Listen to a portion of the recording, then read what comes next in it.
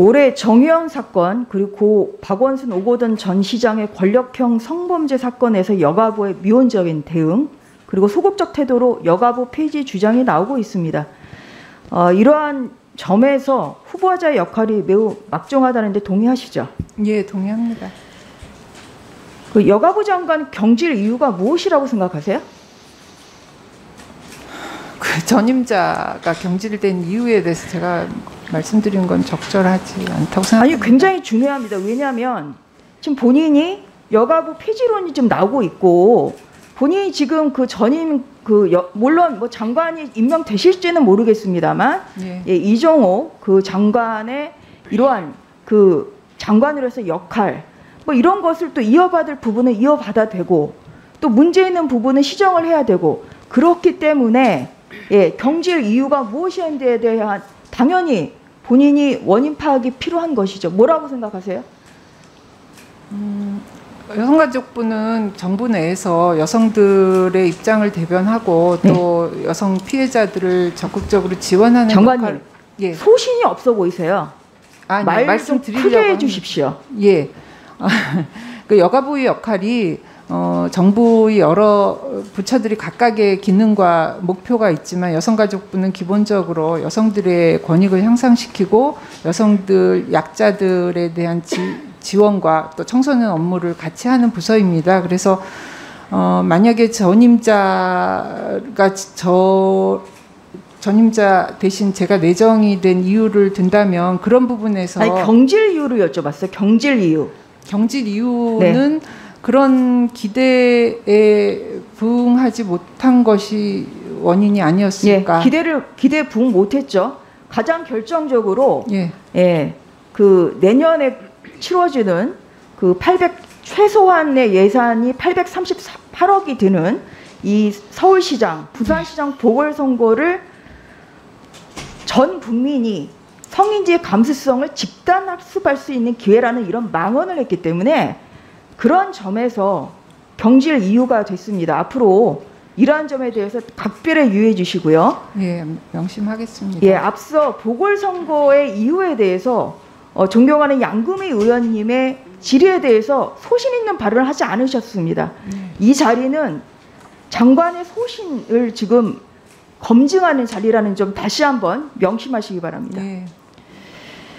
고 박원순 시장과 오거돈 시장 사건이 권력형 성범죄라는 점에 대해서는 동의하시죠? 네, 권력형 성범죄 사건입니다. 예, 가해자는 고 박원순 시장과 오거돈 시장이 맞죠?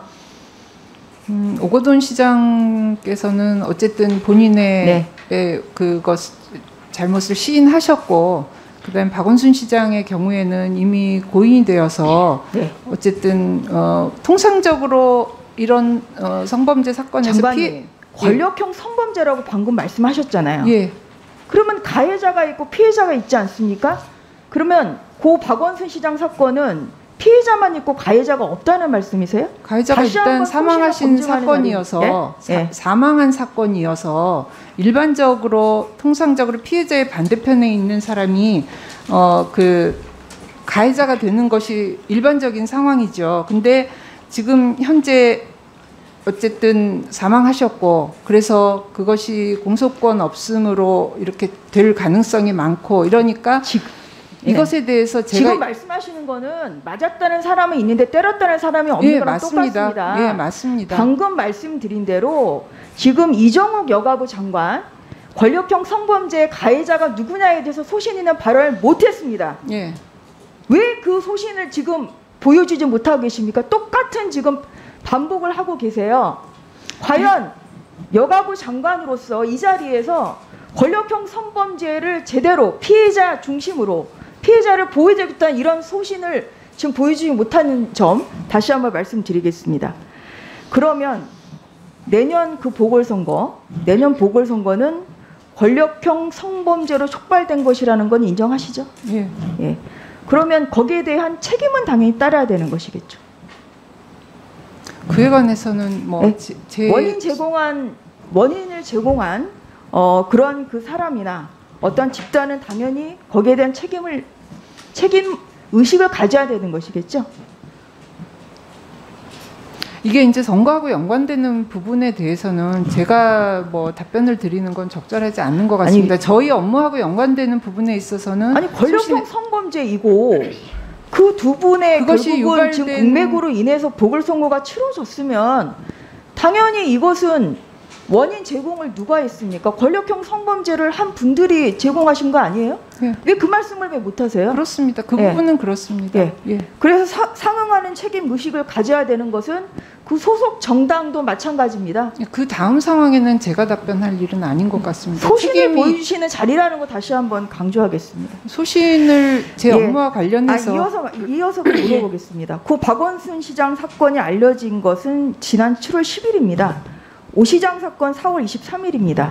아직까지 진상은 소상히 밝혀지지 않고 있고 피해자들은 아직도 일상으로 복귀하지 못하고 2차 가해가 오히려 잇따르고 있습니다. 가해자들이 막강한 지자체장이다 보니까 사건 발생 후 이루어진 조치들이 피해자 중심이 아닌 가해자 중심으로 이루어졌다는 점에 대해서 동의하십니까? 어쨌든 그쪽이 훨씬 더 목소리를 내고 있는 것은 사실이죠. 네. 한 예를 들게요. 그 대표적인 것이 고 박원순 시장 장례를 5일간의 서울시장으로 치른 점입니다. 지난 7월 10일 서울 성폭력 3당소의 입장문 내용입니다. 서울시의 5일간의 대대적인 서울특별시장 장례위원 모집, 업적을 기리는 장, 시민 조문서 설치를 만료하고 반대합니다. 피해자가 말할 수 있는 시간과 사회가 이것을 들어야 하는 책임을 사라지게 하는 흐름에 반대합니다. 동의하십니까? 장례 절차를 서울시 차원에서 그렇게 5일장으로 진행하는 것은 피해자의 입장에서 볼 때 적절하지 않았다고 생각합니다. 피해자를 지원하는 기관의 입장에서 볼 때.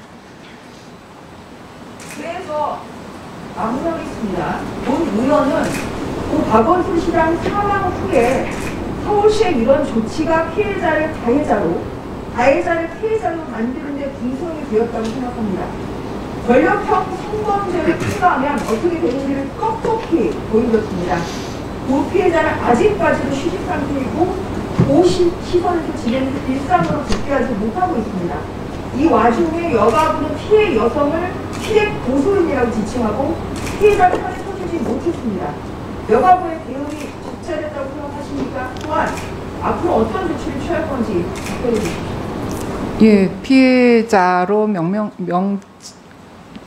이름을 부르는 것이 옳다고 생각하고요. 그 다음에 여성가족부에서는 현재도 피해자를 지원하기 위한 여러 가지 조치들을 취하고 있습니다. 그런데 다만 이제 그것이 사법적인 절차에 있어서는 저희 권한 밖이라는 점은 좀 이해해 주시면 감사하겠습니다. 저희 역할 부분에 있어서는 지금 미흡한 것이 있다고 많이 여기실 것입니다. 그런 부분들은 최대한 보강해 나가도록 하겠습니다.